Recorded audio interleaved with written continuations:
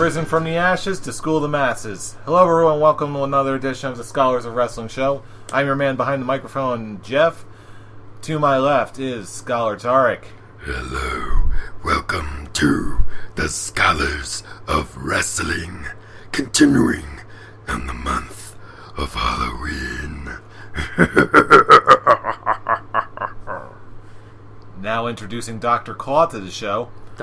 Okay, I'll it does. Yeah, That's the first thing I thought of, really. I'll get you next time, Gadget. Next time. Wow. Did you know they actually made a sequel series on Netflix? No. It's horrible.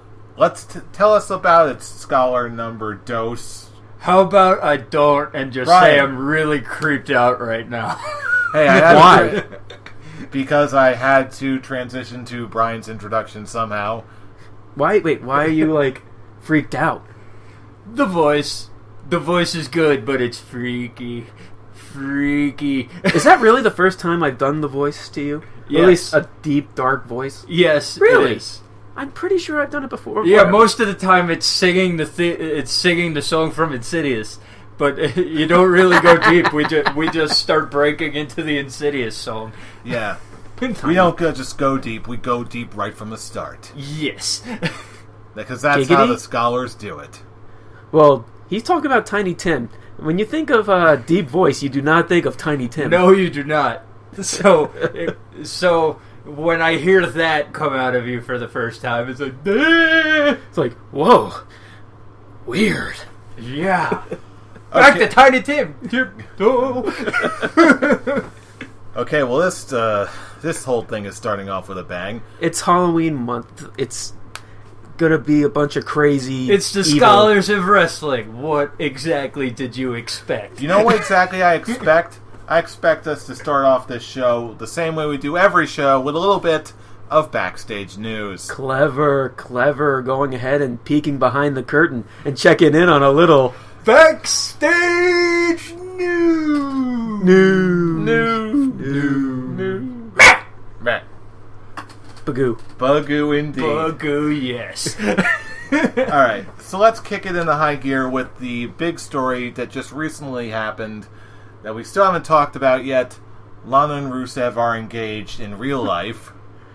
And TMZ Wow. screwed up the WWE storylines, so WWE now had to quickly maneuver, and that's how we get what we got on Monday night. Well, then again, this storyline was pretty shoddy and terrible to begin with. Well, yeah, so What better way to end Who really it? So lost?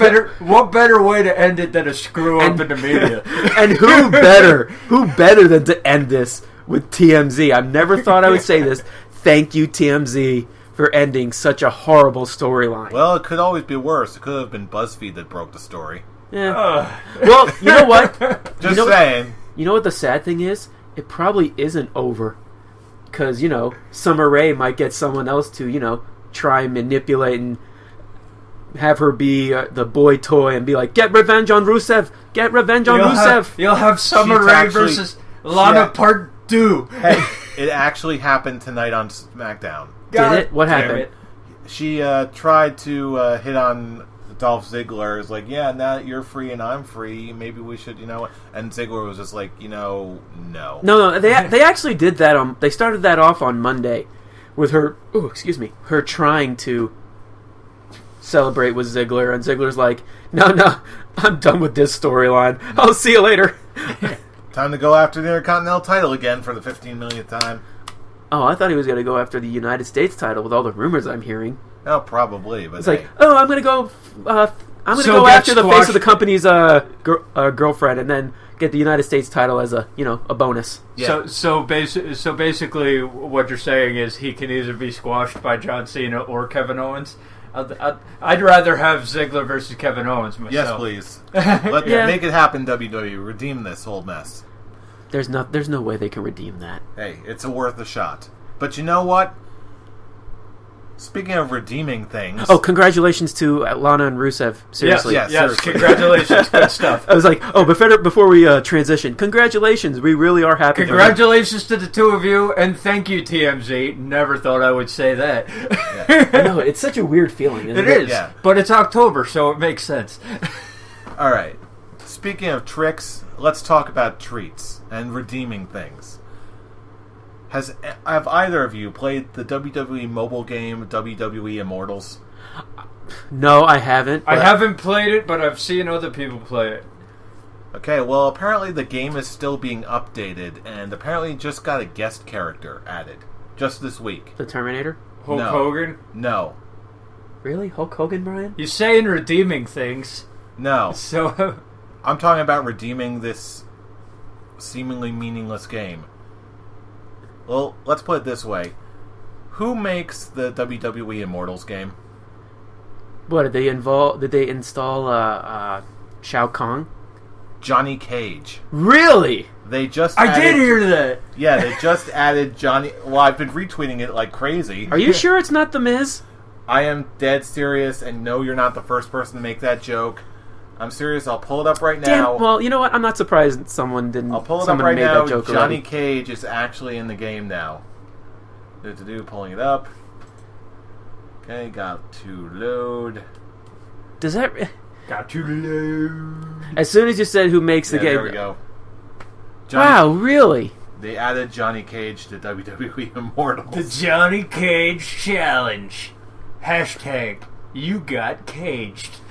Now, before we move on to more wrestling-related matters, I cannot proceed without asking this one question. I'm not buying it, or I'm not getting the app. So No, I'm not asking that. Seeing as how they're both commingling here, and Mortal Kombat X is going to be doing another combat packs worth full of 4 new DLC characters. If you had to see a WWE wrestler in Mortal Kombat, who should it be? Taker. Taker. He's the only one that actually makes sense. Can actually I'm going fit to in say that universe. he makes the most sense. Undertaker, possibly Bray Wyatt. Yeah, I said Bray Wyatt. And Brock Lesnar. I heard a couple votes for Brock Lesnar. Maybe John Cena just for the Just for the lulz. You know what? We're adding someone to Combat Pack 2, and his name is John Cena. Really, don't do that. Don't No, get into that hype of the who could it be? John Cena. Oh, come on. It was funny for like 5 minutes. It's so predictable now. As soon as I see a video is like so-and-so edition, I'm like, oh great, more John Cena videos. And once you know, I am 100% right, it's John Cena videos. Yeah, It's still funny to me. It's yeah. on the level of the Rickroll now. Hey, I still like the Rick roll. I like the Rickroll. I like Rick Astley. I like the Rickroll, but John Cena, the John Cena prank is getting on that level, at least on YouTube. Either way, it's a harmless little meme thing. It's fine. Yeah. Ba-ba-da-ba. Ba-ba-da-ba.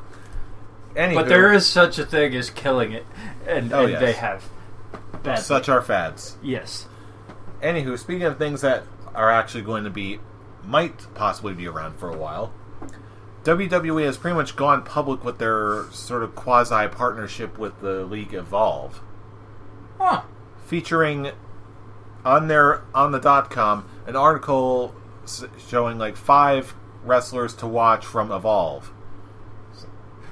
Including a mentioning of not just guys like Johnny Gargano, but they also mentioned Zack Sabre Jr., who is like one of the most lauded independent talents that's pretty much not coming from New Japan. You know what? It makes sense. I like the idea, but it also brings to mind something that happened earlier this week. Kevin Owens blocking Gabe Sapolsky on Twitter because Gabe wanted to do a face-to-face sit-down with Sami Zayn. And Kevin Owens blocked him, and Gabe said, I don't know why he blocked me, it's just that you curse too much at Evolve 9. So I don't want to I'd rather talk to Sami Zayn than you. So snap! Wow, Kevin Owens is the biggest name, okay, and because he cursed too much at Evolve. Evolve is not a family show.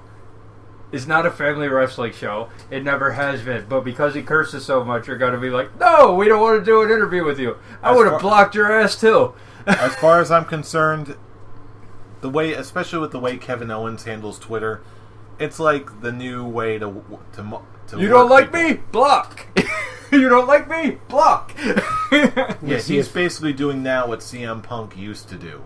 Yeah, you flame him at all on Twitter. You say something remotely bad about him, you get blocked. I would never say anything bad about him. Anyone who says anything bad about him, anyone who says anything bad about him is, like Ed said, a failure turtle. Wrong. Would he block me if I posted on his Twitter? Now that you have the Intercontinental title, you can actually sign it at meet and greets instead of being forced to sign it. You know what? There's only one way to find out. Tweet that to him and see if you get blocked by Kevin Owens on Twitter. Oh boy! But when I went to the meet and greet to see him, people had old school WWE titles. They had the Intercontinental title. They had the spinner belt, and I'm just like, why would he sign any of these? He's never won these belts. At least someone actually had the NXT title, which I'm like, good for you. At least he's won that belt. He's held that belt. Now that he's the Intercontinental Champion, yay, he can actually sign that belt. Yeah, I'm guessing that'll probably have something to do with just the people, like the event organizers or something like that. But hey, honestly, I think it's neutral enough where you should give it a shot. But anyway, retweet that. Tweet that to Kevin Owens and see what he says, if he says anything at all. But he probably won't. The WWE, give it a shot anyway. The WWE actually like teaming up with a wrestling promotion is weird by itself. So they have done it before. It being Evolve, it makes me happy. Oh yes, absolutely. Yeah. Oh, the last time WWE worked with some outside organization, it was ECW. Thank you. Yeah.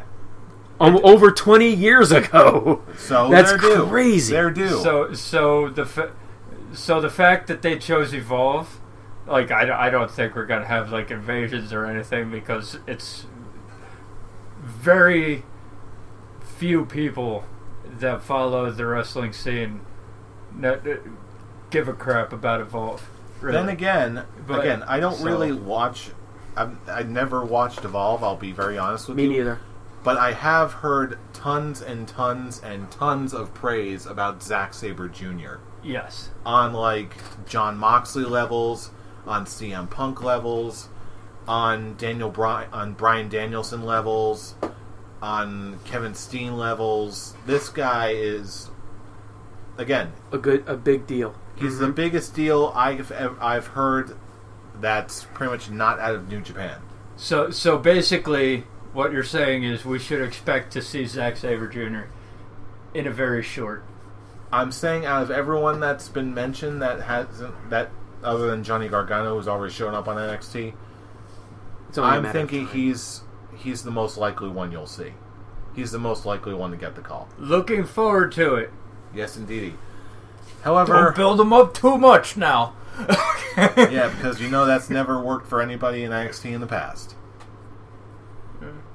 No, I mean that's last week. Joke. Last week, our little 30-minute. Well, then again, I also don't have a thing for little British guy wrestlers. So. All right. Yeah, I'll keep my Asians. Thank you. Yes. Keep your. I will keep my Asians. Keep your Asians, and I'll keep my red-headed Irish chicks. Happily, sir. Lovely. Anyway, lovely gentlemen. Anyway, moving on to the new talent from the new talent coming into the older talent going out the door. It is pretty much been confirmed that Mark Henry's talent contract is up after WrestleMania. And after that, he will be retiring. He stated flat out that he wants to be on the WrestleMania 32 card so he can go out right after the show. Like, I'm done. So Andre the Giant Memorial Battle Royal. That was the next thing I was thinking. He's pretty much lining him up to just give him like that little award on the way out. You think he's going to Yeah. win that this year? Honestly, after thinking about it, If he's that was gonna my next retire- thought. After hearing that, yeah, If he's probably gonna going to win retire, it. give it to him. Give him a nice little push in the Royal Rumble. Okay, and then have him like have it kind of be like a semi big deal going into WrestleMania, and have him win the Andre the Battle Giant Royal. Yes. I guess so, just so he can get have some momentum going out instead of being in this complete funk that he's been in. for the past Don't give him the Big couple Show months. Kane. Don't give him the Big Show Kane pusher in the Royal Rumble. Don't do that. He shouldn't be in the final three. No. Stop that. But give him enough of the middle. Have him eliminate 5 or 6 guys in the middle that don't really mean anything. Yeah. And then just have him build on that and have him win the battle royal. It's been shown that the Andre the Giant Battle Royal Andre the Battle winner Giant Royal. really doesn't mean anything in the long run. Okay, Yet. they had a shot with Cesaro, they killed it. They had a shot. They could have done something with the Big Show. They didn't. Hell, they could have done something with So- Sandow, but instead they gave it to the Big Show, which So- meant absolutely nothing other Hey, than just if him we- mimicking so- the pose. If we Yeah, picked apart so- the Andre the Battle Giant Royal, we would just be... We'd be here all day Yeah, just so- nitpicking everything that went wrong in the Andre the Battle Giant Royal. So, asshole. Love you! And then, so you give him something nice on the way out, a trophy that really doesn't mean anything in the long run, and then Mark Henry can go off into the sunset, and everybody else can move on. Perfect. It writes itself. Yeah. Bingo. Will it happen? Probably not. Actually, I think it's pretty likely to happen. It's now if you said something like he wins he wins the World Heavyweight title at WrestleMania, at WrestleMania and then drops it. then No. then that would just be silly. Yes. But given at the status that the Andre the Giant Memorial Battle Royal is at right now, I think it's entirely possible for that to be pulled off. Eh. So that's the earliest prediction for WrestleMania this year, that he ends up winning the Andre the Battle Giant Royal. Yes. Okay. And that's what we're going to call it from now on. I am not Andre calling the it Battle that. Giant Royal. Andre the Battle Giant Royal. I am not calling it that. We'll get back to that in a month. We'll see if it works. Andre the Giant Memorial Battle Royal. God damn it. Yeah. There. Ah. Yeah, like you said, the Andre the Battle Giant Royal. Uh-huh. Jesus Christ. I love you. Andre the Battle Giant Royal Memorial. Andre the Giant over-the-top Memorial Battle Royale. Son of a bitch. That's too many words. But it's also more words that we can jumble into something for humorous effect. Hickle, Yes. pickle, dickle, do. Get out. Anyway, that's another topic for another time. No, that it's was not. backstage news. Yes, it is. So let's talk about something horrible. Let's talk about the greatest promo in the history of ever by our buddy, Our pal. our amigo, A friend. Roman Reigns. I feel... Is it worse than the one he did before WrestleMania? Which Which one was that? That one, the one he was out in the... It's so bad that I don't even remember it. I don't remember it The either. one he was out on, he was in the ring. The people came out, and I think it was the Big Show, and he was telling a story. Oh, that's the Oh, Jack and oh, the the Beanstalk thing. Yeah. Jack and the Bean... Okay. This was not as bad as Jack and the Beanstalk. Okay, but he had the problem that they were in Chicago. They were gonna jump on him no matter what. But okay, the first bit where he's going after he came out and was like, "This isn't boring, it's real life." The promo picked up a little bit. No, it's wrestling. It's not real Okay. life. Don't be technical. That's it. Well, come on. But I mean, means- like, but it was a stupid response. we didn't need these 6 months of build up in one promo. That's why they gave it the boring chant. We already know this. Why are you going through it again? And I did like I liked when they were chanting what, and he does the heel response of what, are you hard of hearing? And so I was like, I do like that he's kind of able to adapt to the crowd chanting against him, but it's like the promo itself was misguided because you're telling Roman Reigns to tell us the backstory. You should have had Bray Wyatt tell us the backstory. And he's also got zero of the grace under fire that John Cena does. And they're trying to put him in the John Cena role, and guess what? He's not John Cena, he's Roman Reigns. And did you catch when he blanked out during the whole? Oh yeah, he was. Yeah. He got. He was getting so lost attacked out there. He was getting attacked so hard. Yes, he started. He lost where he was. He lost where he was, script wise. I don't know why. Parentheses. For us to see it. Yeah, he went script wise. He was just like, okay, this is actually too much for me. I got to come back at this. I actually do feel the whole boring, it's real thing. It's him. I bet that's off script. He was just trying to get back to where he was, script-wise. And no, the two responses to the crowd were definitely off script. The one thing, as I've been saying for a long time, maybe on the show, I'm not sure, but I have said it to both you guys. Roman Reigns right now, the best thing for him to do right for his character is to go heel. Or if you're gonna give him that style of promo, it's gotta be pre-recorded. It's gotta be pre-recorded in the back, Brock Lesnar style. No, he's reached the point where the fans are getting so sick of him.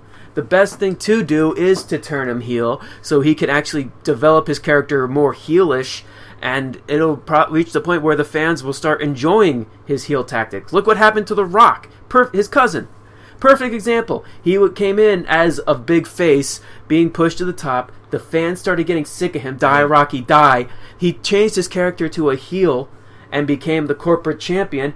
And pretty much The Rock, which is more like who he is, put himself into the character. And the fans started loving it. And then he turned face. And now he's one of the biggest he's one of the biggest stars in WWE history. And I could see the exact same thing happening with Roman Reigns. And here's the main problem with this segment in particular. Okay, it's the WWE threw Roman Reigns to the rabid wolves of Chicago. If you're gonna give him that promo to do, if you're gonna have him do that promo, you do not, whatever you do, under any circumstances, have him cut that promo in Chicago. For 10 minutes. In Chicago, in New York. Like, if you want him to cut the Philadelphia. You can't do it in the big wrestling crowd cities. Yeah, if you want to have him cut that promo, you do it in the cities that they were at going in the Night of Champions where no one gave a shit ever. You have him do that promo in those cities. You don't have him do it in Chicago. They're now reaching to the point where they're pushing him back to the top, to pretty much the exact spot where he was last year, pre-Royal Rumble win, where he's getting pushed down everyone's throats. Yes, he's evolved, not so much though, to the point where, yeah, he could go for the title again, but if they're actually planning on having him win the title, it's still way too early, and it's just one of those times where he's just like, it's not. Granted, it's professional wrestling, it's stage, it's storytelling, but it doesn't seem believable. Yeah, that he is ready to. He doesn't have the storytelling chops. If you're gonna have the whole feud be spelled out in a promo, you give Bray Wyatt the explanation of the feud promo, and you have Roman Reigns cut the "I'm gonna kick your ass." I like that. Oh, that promo. That actually would work a whole lot better. You have Bray Wyatt cut the first. You have Bray Wyatt cut the first half of that promo, and everything after this isn't boring. It's real life, and you have Roman Reigns cut everything after that. his promo.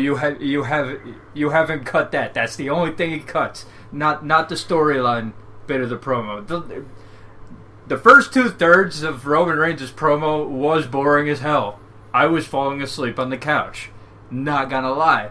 But then he kind of started flipping out after the boring trance, and I was like, oh, okay, this bit actually kind of works for me.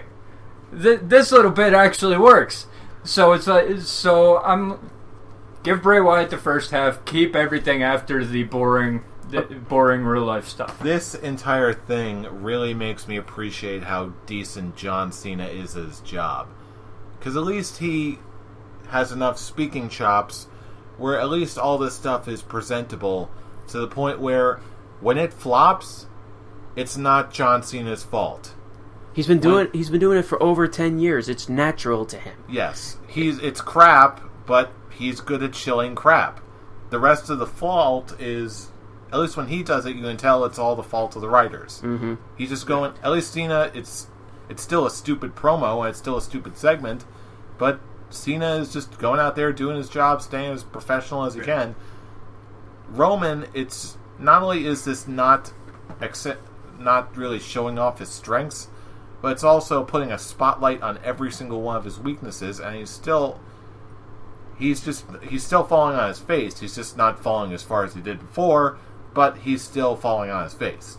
And the sad thing is there's nothing we can do about it because Vince McMahon's in love with him. And when John Cena is taking his time off to host that reality show or whatever it is he's doing, it's simple. Here comes Roman. And that's just one of the things that I actually do wanted to talk about with Raw. And it's just three things. One was Roman. Number two is the way they booked the quote unquote Divas Revolution this week. I feel like it's reached the point where it's just insulting all of us. This Paige and Natalia thing is dumb. No, it's not even not the Paige thing. I don't have a problem with the whole. Granted, the whole payday plug was stupid. Whatever. It's them doing advertising. It's silly schlock. I'm just used to it. But it's really just the whole us as fans are telling the WWE what we want to see. Hence, we want Sasha, and of course, what do? Not put her in a match. And then what else do they do? Have one of the hated things of the Divas, Brie, have one of the factors of what makes the Divas division so insulting to us fans is having Brie Bella, go out and just making fun of us. We want Sasha. And I'm just yelling, Brie, put your mic down before you hurt yourself. Hey, but it's the way. At least Sasha did walk up and just drop her and just walk away all nonchalant, I'm the boss. But then she did what she could. But then Naomi still loses. It's them making fun of the crowd for actually wanting something of your product. And then what do they do? And then the next thing they do is have the champion, who's supposed to be the quote unquote leader of the Divas Revolution, lose to a drop kick. Yeah, I honestly stopped watching after Sasha dropped her. I stopped watching after that, so I honestly did not see. Well, here's the thing: when I watched Raw, like Brian, I fell asleep. Not because I was tired, but because I was bored out of my mind. So was I admit. I actually had to rewatch it to prepare for the show tonight. And now it's number 3. You guys may disagree with this, but I can be perfectly honest. What's that? I'm tired of the John Cena US Open Challenge. I can see instantly why you would say that, just because the initial appeal was, okay, he'll take on open challenges every week.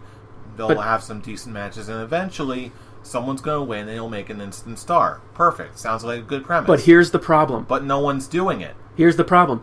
It's them facing John Cena. In my opinion, one of the worst booked superstars. Mainly because he's booked to be unstoppable. But you know what? He has been stopped. And everyone who stopped him has got whose popularity and esteem in the eyes of the fans has just shot through the roof. It's happened to everyone who's ever beaten him. The main problem is with this feud, it's gone on for so long and he's gone through so many different people. They've passed by so many star-making opportunities that it's going to be like the Undertaker's streak. Whoever ends up beating him, it's not going to have the same luster anymore. Here's the thing. It's not worth it. Here's the thing. With you saying, yes, he has been beat, I've looked at this one list of people who have pinned John Cena clean since 2005. Other than Daniel Bryan and Kevin Owens, every person who has beaten him clean is already an established name. Brock Lesnar, Randy Orton, Triple H, Shawn Michaels. And that's exactly my point. And everyone who's beaten him, especially in recent memory, has gotten that special oomph that he needs. It's like the one big thing Cena can still provide at this point. But he doesn't. Exactly. That's the point I'm trying to make. Yeah, and I am agreeing with you. Especially with the U.S. title, they could, at a certain point, they could have had him getting beat by any one of these people.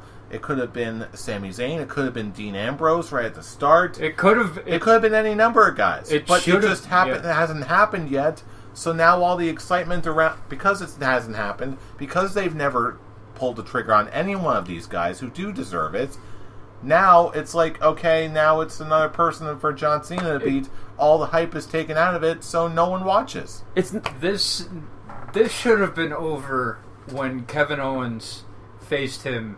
Thank you. At what was it, Battleground? I believe so. The first match? No, the match for the title. The match for the title. I was like, yeah, this is it. Okay, exactly. Everything. No one's ever gonna beat John Cena on Raw. Let's just put it out there. It's not gonna happen on Raw. And that's exactly the problem with this whole thing. That's the problem with the Open Challenge, because the Open Challenge is only on Raw. So you see, he's going to have the Open Challenge. Oh, John Cena's in a match. He's going to win it tonight. Okay, but you had the opportunity to have that big star-making... Because Kevin Owens beating him clean in his first match. Big. Okay? Big stuff. But you could have hammered it down by him winning the United States title off of John Cena. Now it's like Seth Rollins beat him, but then he lost it to him a month later. Like, it doesn't matter. The problem is he won the title because of Jon Stewart. It's not because he beat John Cena. Yes, it was amazing that Kevin Owens beat John Cena in his opening match, but then there was the one problem that's been the problem with John Cena for a long time. He gets his comeuppings by winning the rematch, and then he gets his grand victory when he wins the feud. It's reached the point where all the Open Challenge... It's not, for me, it's like it's not even about the U.S. title anymore. It's about who can beat John Cena. And no one's beating John Cena. The promo. And because it's John Cena, booked as a guy who is unstoppable, the only way you really can beat him is to beat him dirty. Unless you're... And even then, the win will mean nothing because you beat him dirty. Exactly. It needs to be a clean win. It's exactly. And then if you do get the clean win, he just gets his rematch to win. The only person he really hasn't done that, who is not an established star, is Daniel Bryan. But that's because he moved on.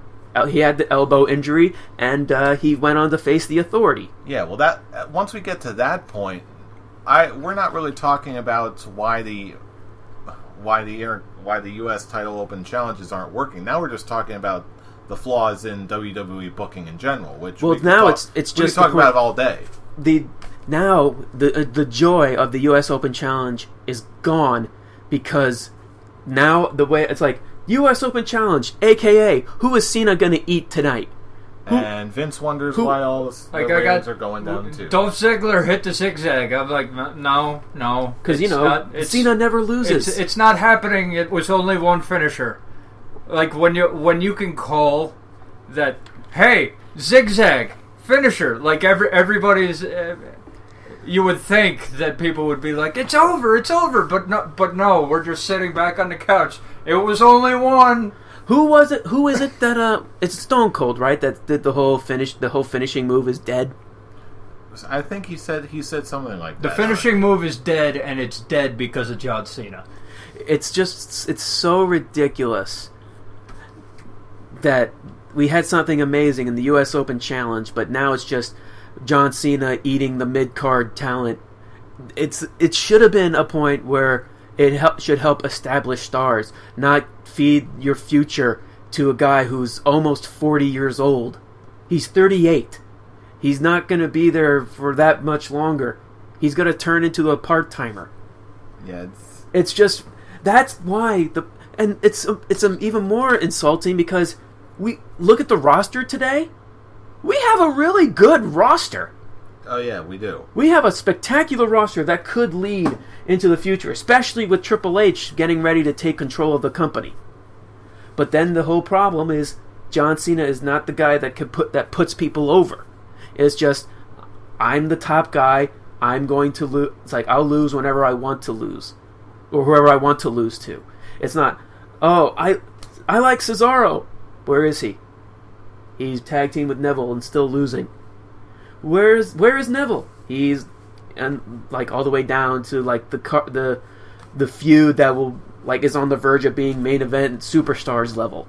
Where's Kevin Owens? He's facing Ryback for the Intercontinental title. But you know what? That's fine. Help prestige that title. And people are saying, oh, they're prestiging the U.S. title, making it a big deal. No, not really. It's more like, oh, John Cena has the belt. It's all about John Cena more than the United States title. I'm going to make an addendum to that. Because of where it is, the U.S. title does have prestige. The problem is that there's absolutely no hype going into these U.S. title matches because of all the reasons that we've just been talking about. The second Seth Rollins won the United States title, okay, he won the title. But it's also held by the same guy who's held the championship since WrestleMania. But then you have the United States champion beat him on multiple occasions. What does that say to about your champion having the guy who has the third tier title continuously beat him? It says a lot more about the U.S. title since you've got all these top tier talent going for that title. The second someone beats him, whoever holds that belt right now, and beats them clean, then that'll actually mean something, and it'll say a lot about the kayfabe talent of the guy who pulled it off. The problem is, like we established many times over in the past 15 minutes, they're not doing any of these, and that's where the real problem lies. That's it. When the last week when they said that the Cena Open Challenge was closing Raw, I thought he was losing it. Turned out it was just for nothing. Yeah, it really was for Ziggler nothing. came out, I just sort of lost all faith. Well, when the Ziggler's music started, I was saying I hope it's not Ziggler because of what I've been reading. Ziggler's music hit, and now comes New Day, and I'm just like, okay, is New Day gonna win it? Nope. Mm-hmm. It was all built up for nothing. Big E to do it, but I was like, maybe this will be it, but no. Yet another wasted opportunity for another really hot stable. So, anyway, we could be here all day talking about all the mistakes of WWE. And they're wondering why their ratings are going lower and lower. Exactly. I just said that. And I'm agreeing with you. Anyway, let's have something where we don't agree with something for once. Let's talk about, of course, we've got the Hell in a Cell pay-per-view coming up next week. And since Raw was such a smashing success, let's talk about something good. Let's talk about our favorite personal Hell in a Cell matches. So, do you want to do the honors, Fool? No, you know what? You can go first, Fool. Go right ahead. Okay. Since you weren't telling us before we started recording, I actually want to hear what your number one is first. Okay. Or at least your top three. Intriguing. Okay, so let's go back into let's dust off the DeLorean and let's go Scholars in Time. Oh, no. I haven't done this in a while, excuse me. Scholars in Time!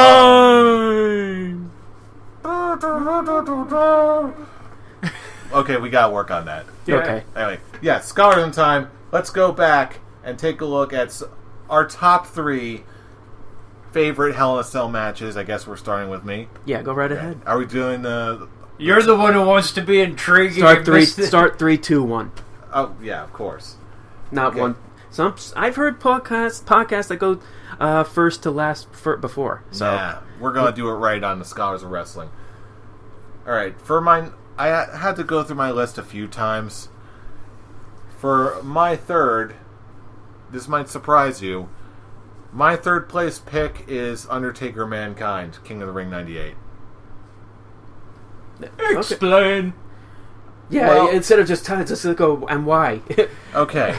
Well, this one was... Again, everyone remembers. This is a big Hell in a Cell match. Everyone remembers. The one Mick Foley seems to keep bringing up during his comedy shows. Well, because... Did it hurt? Well, come Did on. it hurt? Everyone... Oh shit, it's the one that everyone remembers him for. Yeah. Again, it's a lot of big, memorable things and spots that will never happen again in history, which, again, makes for a nice spectacle, but the big problem here is it's not for the... It's remembered for the spectacle, not for the quality of the match. Mm-hmm. The match itself was very quality-wise, just really wasn't that great. It was more of a crash and burn. They did do a lot with what they had to work with, but still, it just, in my mind, it was remembered for being a spectacle and Mick Foley getting hurt horribly, not for how good of a match it actually was. So, but between that and everything else, that's why I gave it the number 3 spot. Mm-hmm. The number 2 spot, I gave this one to Dean Ambrose versus Seth Rollins at Hell in a Cell last year. This is the opposite of that in a way. It was an extremely well-constructed match from top to bottom. There was almost a little mini-narrative of the both of them. Like, I remember very vividly a spot where Dean Ambrose, when he was walking to the ring, was like, "We're all gonna die tonight," and then he just comes to the ring with a kendo stick. And it was almost this very weird thing where they start off at the top of the cell, and then they started climbing down, and they started going through the tables, and that was supposed to be a spot where they died, and then they actually did go to hell, and that's when they went back into the cell, and it was almost like a quasi mini narrative. It was, and then that's when they met, and that's when Bray Wyatt came back, and they did all this crazy netherworldly crap, and it was crazy. Oh, I remember. I think it was Brian. Didn't you hate that? Didn't you hate the ending for that? Yeah, and that's why it's not on my list. Yeah. Yeah, the ending kind of stunk, but everything else going into it, it may not be one of the best ones in around. I know a lot of people probably won't have that on their list of the top 3, but for my money, it was definitely easily one of the best in recent memory. Mm-hmm. So I was just constructing this list on the fly, and for what it was and how good it was and how much I enjoyed it, that one took my number 2 spot. My number 1 spot, I'm going to say it, I put Triple H versus Cactus Jack. Called it. Yeah. Okay, you may have called it, but why did I call it? Because it was more... It pretty much was the opposite of what Undertaker Mankind was. Yes, it had the spectacle moments, but it was also a great technical match. Yeah. And again, I know a lot of people... Am I right? You are right. Yes! Double! But 2 points! But that's not my entire explanation. Hey, it's good enough for me. That certainly goes into it. But, again, I know a lot of people would definitely dispute me with this, and I'm sure their arguments, and yours, would be very well reasoned. But for me personally... Let's see, this was 2000, I have the list. yeah, I printed out too. I was, 14 at the time? I will confess to you guys right now that, again, Mick Foley was my favorite then, he's my favorite now. February 27th, 2000. Yes. No Way Out at Hartford, Connecticut. Yes. I legitimately thought this was Mick Foley's last match. I thought he was retiring and we never see him again. I confess I actually teared up at this match. Wasn't I with you watching that event? I don't think you were. I thought I saw it with someone. Yeah, it definitely wasn't me. I was watching it alone that night. I remember it very vividly. I was just like, I got legitimately sad. It's like, I thought this was going to finally be the time when he actually came back and won the title. And no. He lost, and I thought it was done for good. And they got me. That's what WWE is. He did get his WrestleMania main event spot, which I was glad for. But at the time, I thought that was it. I thought he was done. Mm-hmm. And to me, even if that's not the best Hell in a Cell match in history, it was definitely the one that I remember the most. Any honorable mentions? Oh, I've got several, because again, I thought we were doing a top 5 here. So, what, 2 honorable mentions? Yeah. I've actually got 3. 3? Okay. Just off the top of my head, the original Shawn Michaels Undertaker, still good. Let's see, we also got Undertaker vs. Triple H, WrestleMania 28. And I also remember this one, the first Undertaker versus Brock Lesnar, just because of how much those guys were bleeding all over the place. Yeah, I remember that. That had to be like a 1 point something on the Muda scale. That was... Especially Lesnar. Lesnar was gushing. And those guys looked like friggin' gladiators that night. Yeah. I don't remember anything else. All I remember is just the two of them just being covered in blood, and it was an amazing spectacle, if nothing else. So anyway, those were my favorite Hell in a Cell matches. Now, the question is, who wants to go next? Brian, regale us. What's your number 3? I've got an honorable mention first, because Yeah, I'm now weird and do my honorable mentions after my number 1. Hey, to be fair, I wasn't going to do any honorable mentions, but someone goaded me into it. Yeah, I had to bring it up. My continue. Honorable mention. I said it was my number 3 coming in, but honorable mention now because I thought about another one and I liked it more. But Triple H versus Shawn Michaels, the 48-minute beatdown, just massacre. Just Okay. there was talking about blood everywhere. Triple H and Shawn Michaels in a match in 2003. Every match they had, there was blood everywhere. So and it was 48 minutes. There was not a lot of resting time. Okay, it was just these guys had a rivalry for the ages, and it was coming down to the end, and it was they had to do it in Hell in a Cell, and it was just 48 minutes of straight brutality, and I loved every minute of it. So it's an honorable mention. My number 3, Edge versus The Undertaker. SummerSlam 2008. The facial expressions that Edge was making throughout the match. Every time The Undertaker sat up or everything, and just Edge in general put this match over the top, because it was Vicky Guerrero's revenge against Edge. I forget what for going back, but Weren't they married and he cheated on her? Something stupid like that. something like that. Yeah. So she gives him the Undertaker in a Hell in a Cell match, and the Undertaker comes back and just beats the ever loving crap out of Edge in the Hell in a Cell, and it was just so enjoyable. And the end of the match where he chokeslams him through the ring, and fire comes out, and that's when that happened. And Edge is out for 3 months until he comes back at the Survivor Series. Just very enjoyable throughout. Yeah, it was on the shorter side for a Hell in a Cell match, but in 2008, Edge versus The Undertaker was the hottest thing going. And they had that main event match at WrestleMania, and then they brought The Undertaker back to face him in the Hell in a Cell, and it was a great match, and I loved it, and it was number 3. Number 2, you have to go back to the beginning, man. Have to go back to numero uno. Have to go back to The Undertaker versus Shawn Michaels. Number 1, the first ever Hell in a Cell match. First, you get the first big bump off the cell. it wasn't the top of the cell, but it was 3/4 of the way up. Shawn Michaels going through the table, and it was something you hadn't seen before.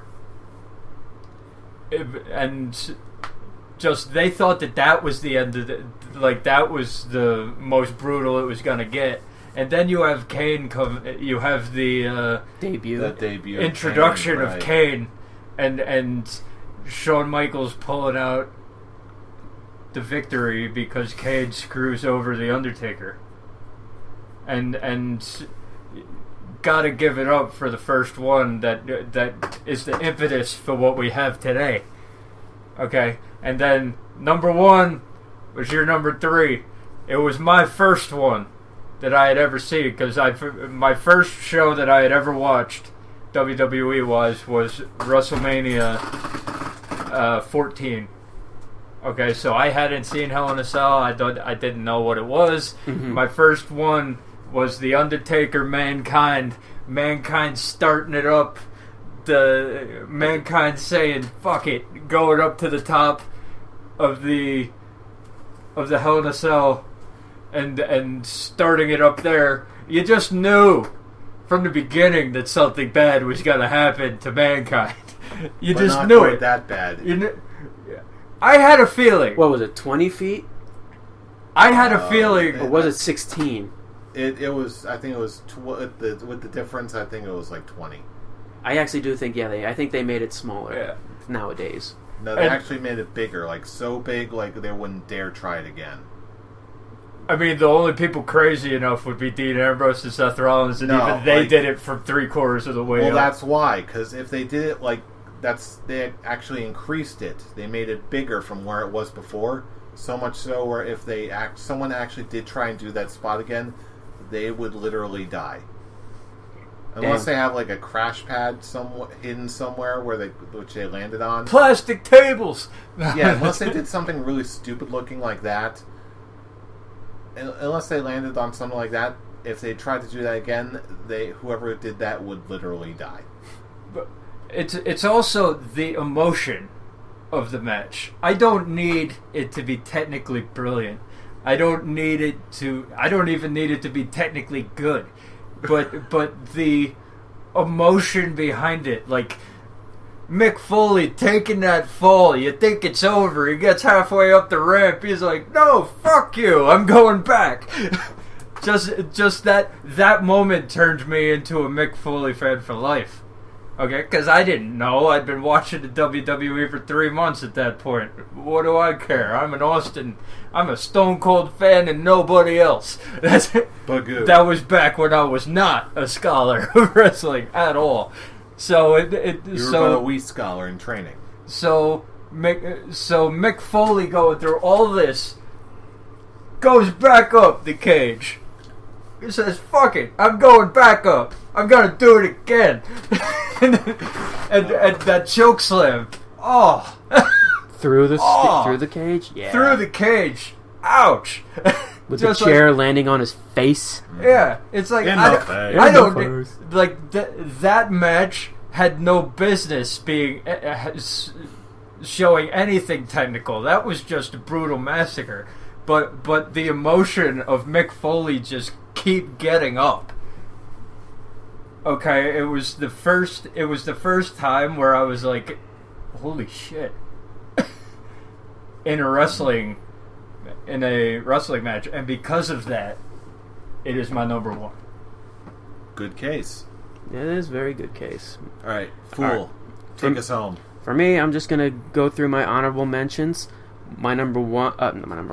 The first honorable mention is Undertaker versus Mankind, King of the Ring, 1998. In hindsight, this probably should have been a top 5 list. No, I'm glad I'm with the top 3. I'm glad. Whatever. Anyway, go on. Dean Ambrose versus Seth Rollins, Hell in a Cell last year. Unlike you two, I actually did like the ending, just from what it represented, like Bray Wyatt meeting them in the gates of hell. It was fine. I actually liked it. The representation is fine. I just don't think that it should be like end of feud.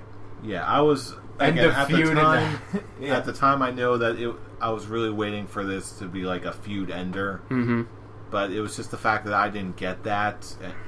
They could have had anything else for an ending. We still haven't really got that. Well, Yeah. yeah, actually we did with the ladder match, but that Still, was, we could have. yeah. My point is, we could have had anything for an ending. If it was anything other than a clean finish, I wouldn't have been totally happy. But that's all I'm saying. And then honorable mention number 3 is Undertaker versus Shawn Michaels, the first Hell in a Cell, Bad Blood. Wow. My number 3, I actually really thought about this list, and it's kind of funny because one wrestler is in all 3 of them. Speak. My number 3 is Triple H versus Cactus Jack. Okay. Pretty much the exact same stuff that you said, fool. It was a technically better match than Undertaker versus Mankind. And just seeing Triple H backdrop him through the ring and having that area of the ring collapse. At that point, we're just like, oh my god, what just happened? Triple H tapping him to see if he's still alive, and you just see him barely moving. It was a great storytelling in the ring. And for a feud that's been going on for, hell, pretty much the real beginning of their careers. Mm-hmm. Stemming from that far back. But I got really nothing more else to say from what you said. So my number 2 is Undertaker versus Triple H, WrestleMania, with Shawn Michaels as the special guest referee. Mm-hmm. Pretty much it's because I love the whole end of an era concept. Granted, it kind of went nowhere because all 2 of the 3 guys actually still continued wrestling. Mm-hmm. But I'm just talking about from what the match gave us. It was great storytelling. It was a great match, great build, stemming from the past, from last year's from the year before WrestleMania, with Undertaker barely standing, even though he won the match, and Undertaker wanting his rematch with Triple H, and it's Triple H saying no, to the point where it was driving Undertaker literally insane, with him buzzing his hair. Fight me again, then. And you're not as good as Shawn Michaels. And then he started going for the dirty Undertaker mind trick, saying Shawn Michaels is the better man. I honestly cannot hear a recap of this feud without thinking of Wrestling Isn't Wrestling. My best friend, Shawn Michaels. Could you ease it up on the best friend thing? You're my best friend. But still, we love you, Max Landis. But who could be perfectly honest? The second when Shawn Michaels sweet chinned Undertaker and then Taker turned around into a pedigree. Did you really think Undertaker's feud was undefeated streak might end there? For a second there, I did. It had me on the edge of my seat. Everything about this match, it was pushing these guys to the limit, and I couldn't ask for anything. I loved how it ended with Taker finally winning. And then they all went out, well, supposedly into the end, but of course that's not the case. And they ruined it. And they ruined it. It's the WWE. Of course they ruined it with Triple H. That should be their new tagline. We're together. We're WWE. Of course we ruined it. Once in a lifetime, my ass. Anyway, and of course my number 1. I believe, I don't care who number it was for you guys. It's Triple H versus Shawn Michaels.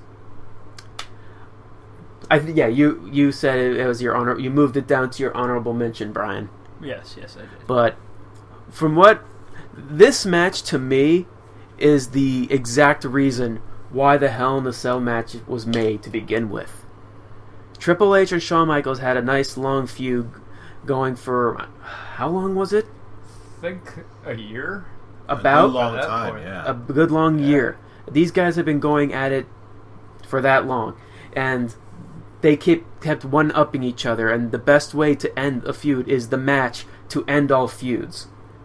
Hell in a Cell, and Brian said it best. These guys put themselves through hell, unintentionally hell, through hell and high water. It's to the point where both men were pretty much just crawling by the end of this match. They had nothing left to give. Triple H barely put his shoulder on Shawn Michaels to win the match. Those guys put everything in that match. And I'm like, that is exactly what the Hell in a Cell match is supposed to be. Mm-hmm. And that's why it's my number one, because that's why the Hell in a Cell match was made. Not just to be a spectacle, but to be the match to end a long-going feud.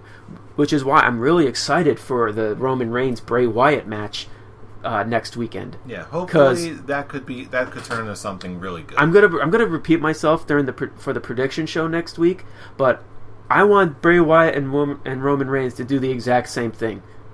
What Triple H and Shawn Michaels did. They put themselves to the point where they can barely stand. Yeah, I'll put my prediction for next week. Yeah, But the winner of that for me is obvious, but as long as the story comes to a satisfying conclusion, which is practically dead, this person. These guys have to be pretty much. I'm not saying who's going to win, but I think he should win with a Superman punch to the jaw at the end. Shut up, Not fool. saying who's going to win. Shut up.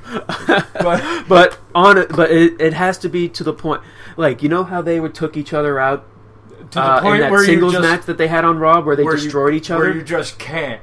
Yeah. The point where like I would love it if it was like they did like 40 minutes and a simple move just knocked them both out to the point where the pin was an accident. The pin was an accident. Yeah. It's to the point where they literally just destroy each other. I actually think this match between Roman and Bray Wyatt, I'm predicting it's going to be match of the night, and I'm predicting it's going to be it's going to top Seth Rollins and Dean Ambrose as the best Hell in a Cell match in recent memory. Actually, probably since the concept of the Hell in a Cell pay-per-view. Interesting.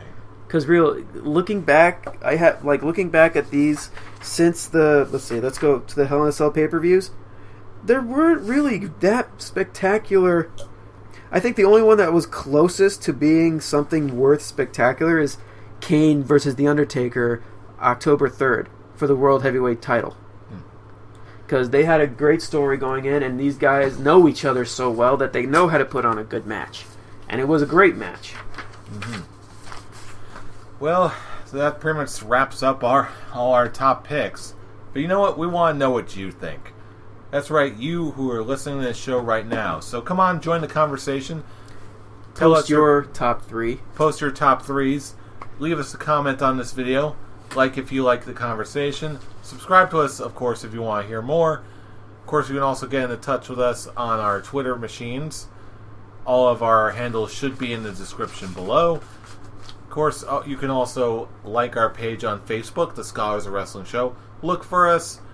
Find all the new postings for The Scholars of Wrestling Show. Join the conversation. Enjoy the free entertainment in your face every single week. Yeah. Yeah. Yeah. So I think that'll about do it for this week's show.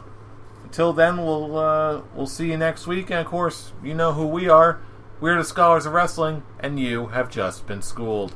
You're welcome. Roman Reigns for MVP! See you next week. By the window.